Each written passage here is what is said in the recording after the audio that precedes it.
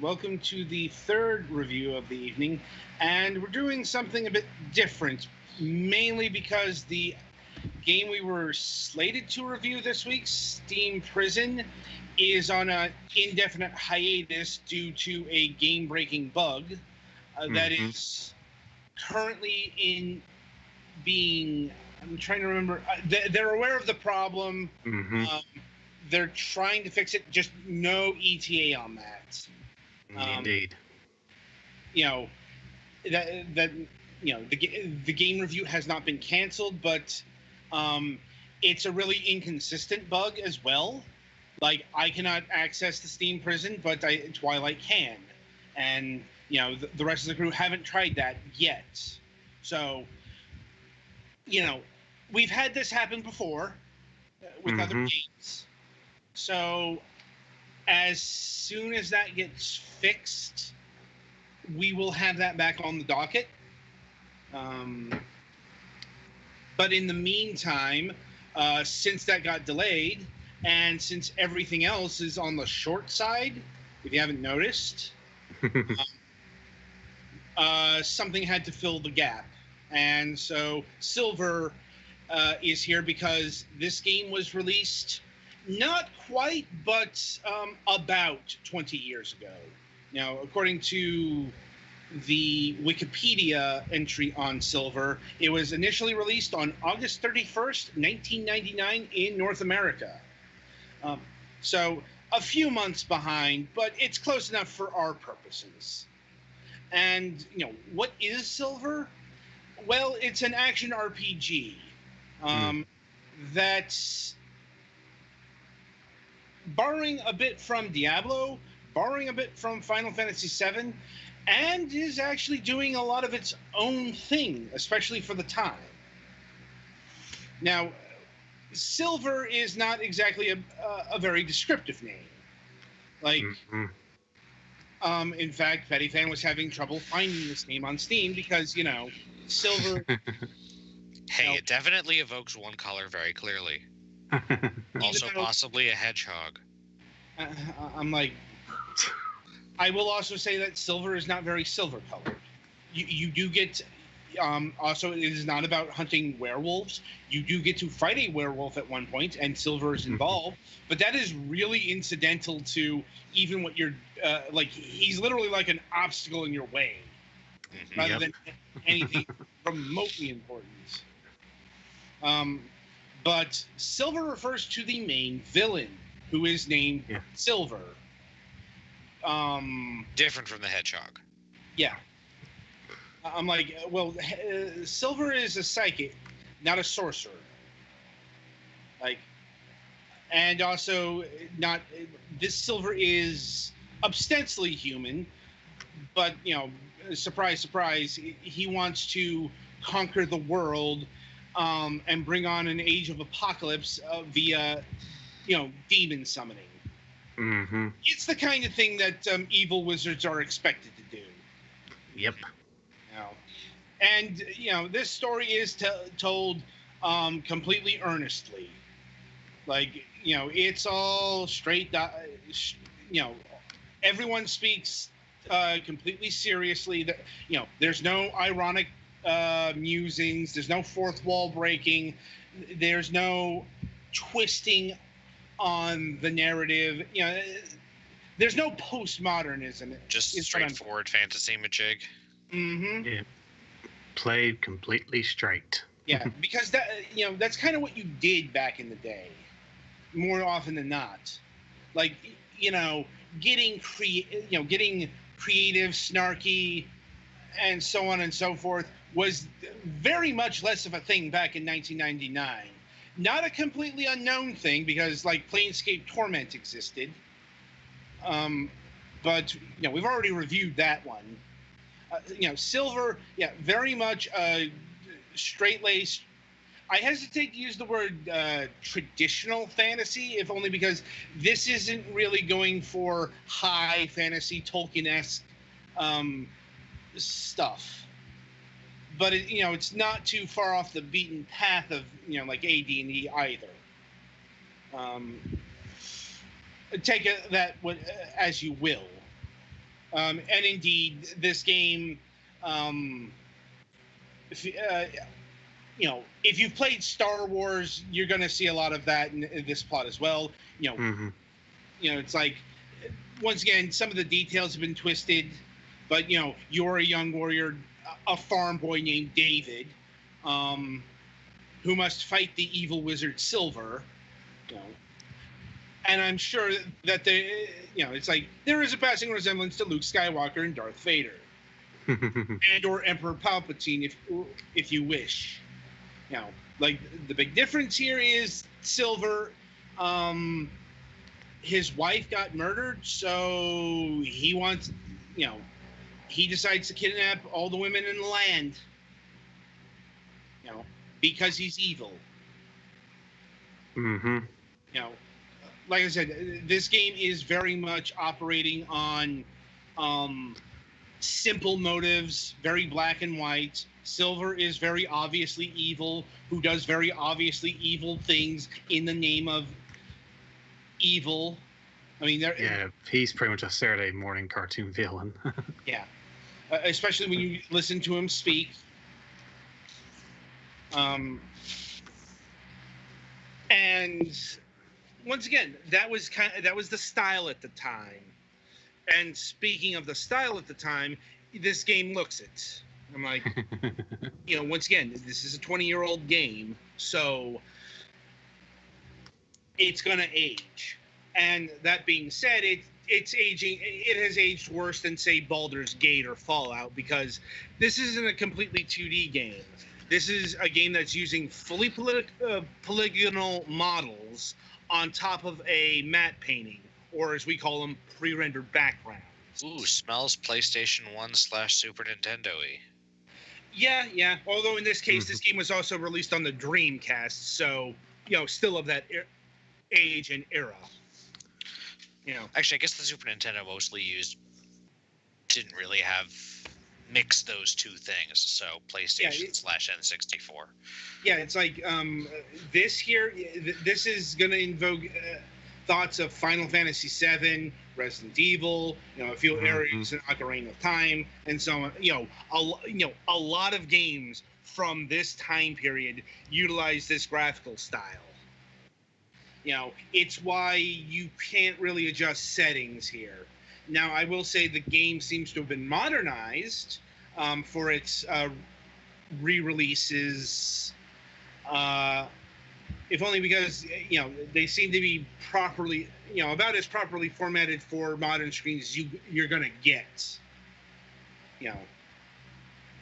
Which is to say, they're still it's still boxy, but, it's full screen. Mm-hmm. I mean, it's a kind of a problem because this game wasn't really meant for these kinds of resolutions, really. And the low poly figures are going to really stand out. Mm-hmm. Like they're fairly ugly, but once again, that's just kind of how early 3D went. So, with all that, you may be wondering, Silver sounds fairly generic so far. What does it bring to the table? And it's a really good question because Silver is actually doing something very unique, especially for the time. It is completely real time. Yes.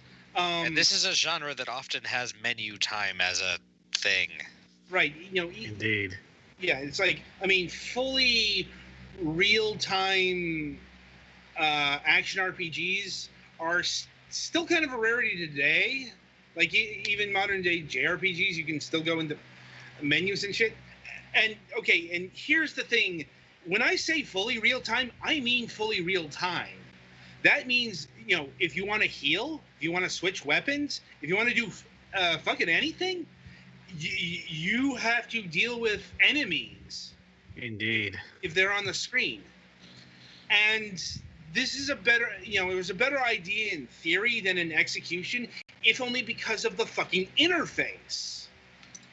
See, the interface requires clicks, multiple clicks to get places.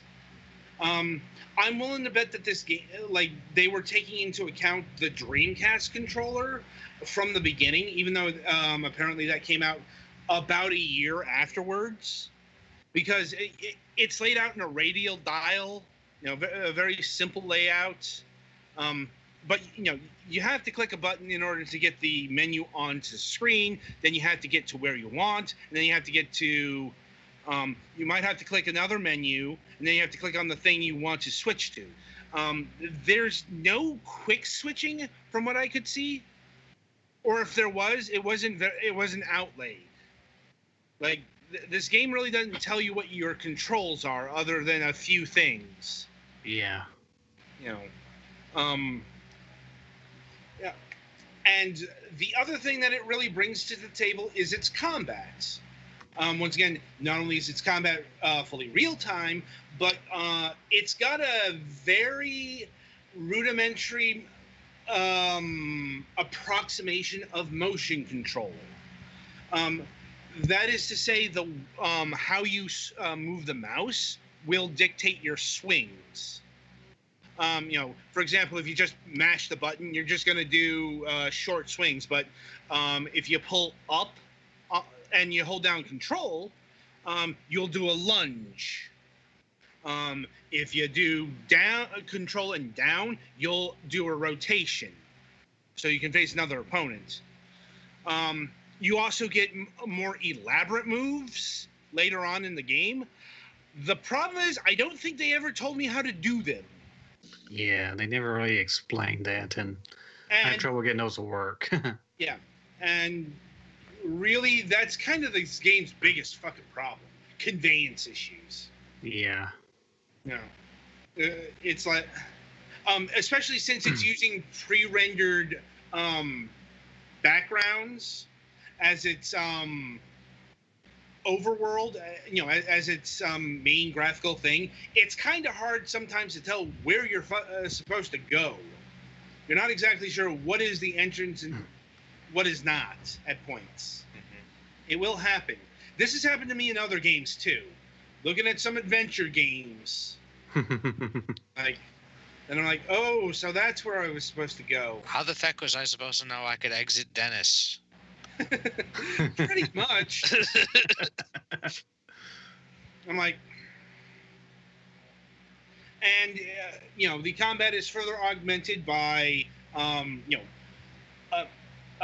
missile weapons, but arrows, throwing axes, knives, what have you, and magic of various sorts. The problem is those are limited in their ammunition, and the real-time weapon switching sucks.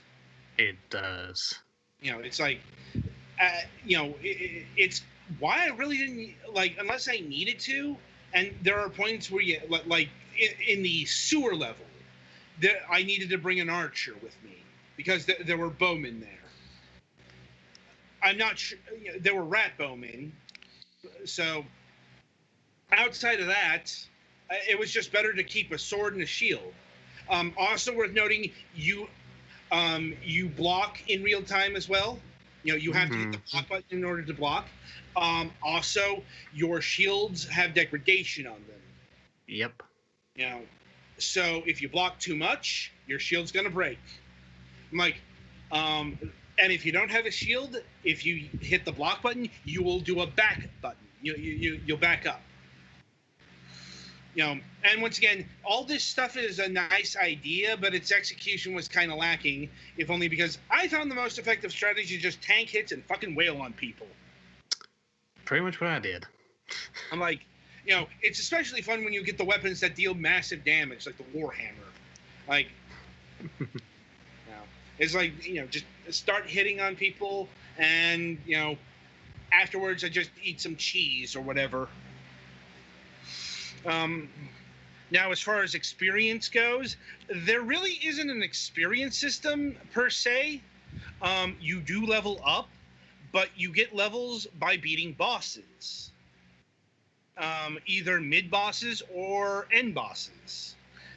So just when you beat the boss, you get the Castlevania orb from the boss, and then you get stronger. Metaphorically. Actually, sometimes literally, because the MacGuffin du jour are 8 magic orbs. Yep. So, and those are your main. Your main quest is to gather the 8 magic orbs: fire, ice, health, earth, acid, lightning, time, and light, in order to defeat the demon. Okay. So these orbs actually have more purpose than the Castlevania orbs. Actually, the reason why I said they made the Castlevania reference is because Julius mode in Dawn of Sorrow, I think, works literally that way. Instead of like leveling up normally, you level up by beating bosses. I remember that. Also, Aria Sorrow did that, if I'm recalling correctly. But, might have been both. I wasn't sure which one, if it was only one of them. Fair enough. But, the point of order is your main quest is to get these 8 orbs. I stopped about the 5th orb after I got stuck somewhere, and I didn't have enough time to, like, even the guide I was using wasn't being helpful in that. I know it was weird, but still, so I didn't get to see the whole game, but I certainly got to see enough to formulate an opinionated review. Like, it's just completing games is never going to be a requirement of our reviews because we do not have enough time. Yeah, if someone wants to pay us to be the finishists, we can talk about that. But yeah, it's like I'm like, until then, we will play as long as we can in order to get a review. That being said, I have no idea how the Dreamcast version plays because I've never played that version. It's like I did have a Dreamcast back in the day. It's just this wasn't a thing I ever picked up for. In fact, I've known about this game for about 20 years, but until this week, I had never played it. And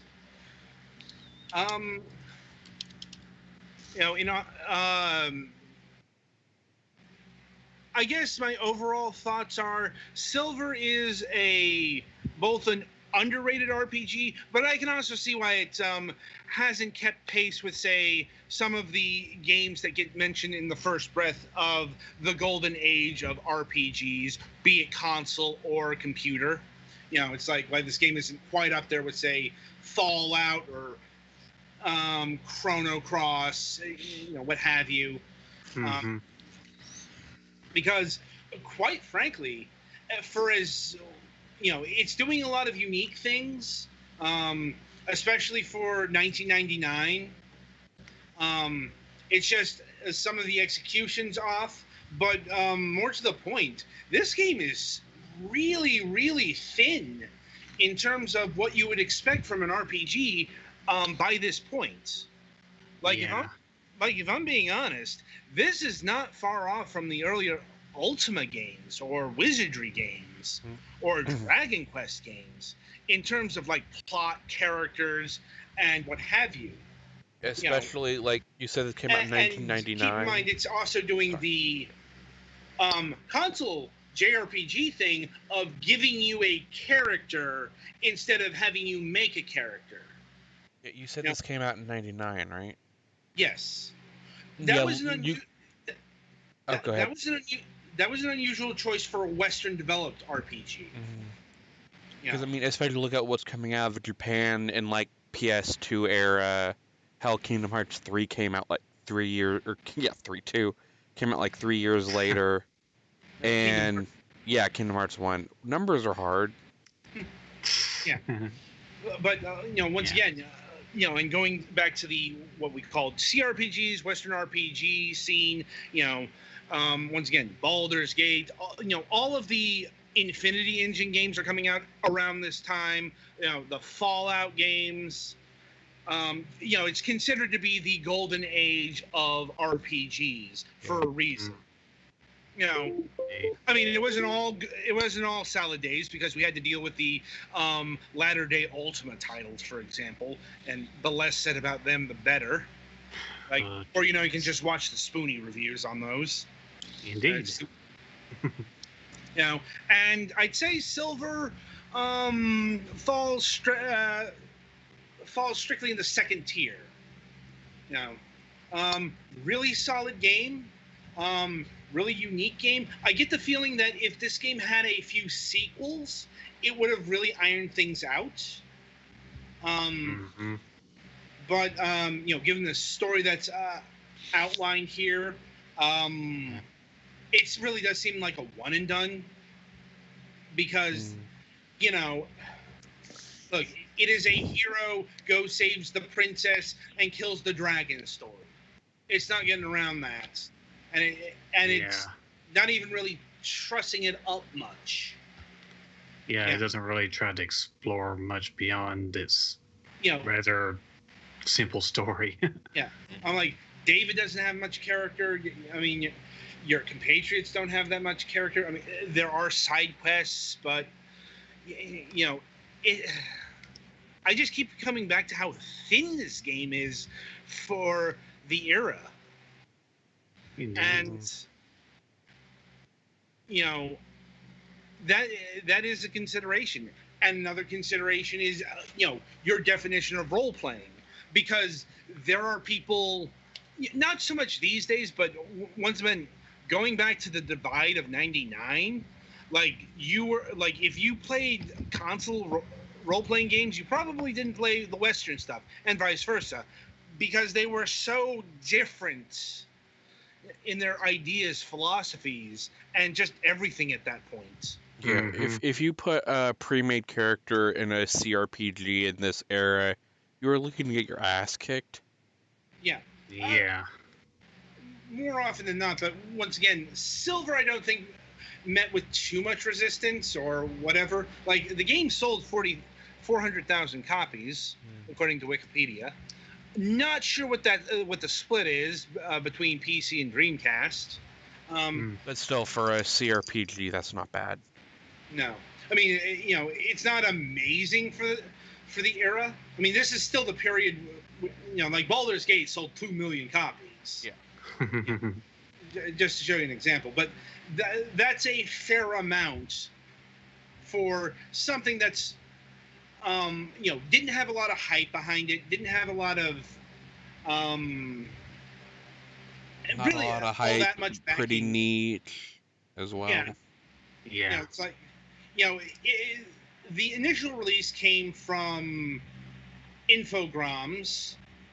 And if you don't know what that name means, they're the company that became the Atari of the 2000s. God, just explaining the history of Atari is that's like 4 topics in and of itself. No shit. And it comes from Spiral House, who did some other work for them, like the PC port of Alone in the Dark: The New Nightmare. What is interesting is Silver was one of the myriad of properties picked up by IP Vacuum THQ Nordic. And this is something that they actively hunted out. Like, they bought specifically around the time Silver and Desperados. So it is THQ Nordic who did the Steam release, for example. And what that means is there could be a Silver 2. Or a Silver HD, or what have you. Well, it's like a remaster probably isn't in the... If it's going to be a remaster, it's going to be like a Grim Fandango remastered, where the polygonal models might look better, but the game as a whole is... kind of stuck to... Yeah, proper remastering of things with pre-rendered backgrounds is either impossible or just turns into outright remaking anyway. Yeah, or, like I said, you touch up the parts you can, and you do, because, once again, Grim Fandango showed us the way here. I mean, proper resolutions and such, but the pre-rendered background isn't going to look any prettier than it already does. In fact, if you put too much resolution behind it, it'll look worse. Yes. Yes. So, If they do a remaster, it's gonna look like Grim Fandango remastered, guaranteed. If they do a remake, it's probably gonna look vastly different. If they do a sequel, well, once again, it's gonna look vastly different. And it could happen because, like THQ Nordic is doing a Desperados 3 this year. Like, yeah, they've got plans for their franchises. It's just not all in a row. Now, price. Well, here's the thing. This was like a fully priced game back in the day. Mm-hmm. So this game is clocking in at $5.99 on Steam, which is not a bad price at all. I'd still say wait for a sale because you can get this cheaper during a sale. It drops to like $1 or $2. I've seen for a full CRPG. Yeah, I paid $2 or $3 for that. Yeah. So, overall, I'd give it a 6.5 out of 10. If I were going back in the day, probably a 7.5. What really holds it back, in my estimation, is those pre-rendered backgrounds. Mm-hmm. It's like... Pre-rendering is a really great way to lock the quality in place in time and just let it get worse and worse as resolutions go up. Right. Mm-hmm. It's like, and the rest of it is, as I've explained, it's got issues. Well, and to be fair on the pre-rendered graphics thing, at the time we thought this was the pinnacle of technology. Right. So right, because it let you make way more detailed backgrounds than you could with actual models at the time when computers could only run a few models at a time. Yeah. Right. It worked for the time, but it's just a technique that hasn't aged well. Yeah. It's like, if THQ Nordic does anything with this, I'm gonna hope for a sequel. This game needs a do-over because, there are combat things that needs to be fixed. This game would probably flow so much better with modern controllers. Mm-hmm. Oh, right. Another thing I almost forgot to mention is you only control one character at a time. Yeah. Other characters are AI based. They're not bad. They're kind of a mixed bag at times, though. There's times when they will help you, and there's times that they'll stand there and watch. But it's also a missed opportunity because there's no multiplayer. Yeah. It's like, this is a game that could easily benefit from, some co-op multiplayer, either local or online. Once again, I get why that wasn't a thing back in 1999. Mm-hmm. Although, it's like other games of the age had multiplayer components, but, still, overall, not a bad game. Just, it's rough around the edges, and it's dated and all that stuff. But, it's not a waste of your time either. If only just, because there's no game that's quite doing the real-time aspect that this game is, for better or for worse. Anyway, so that'll about do it for this review. Be sure to tune in after our last break as we review Comet Crasher.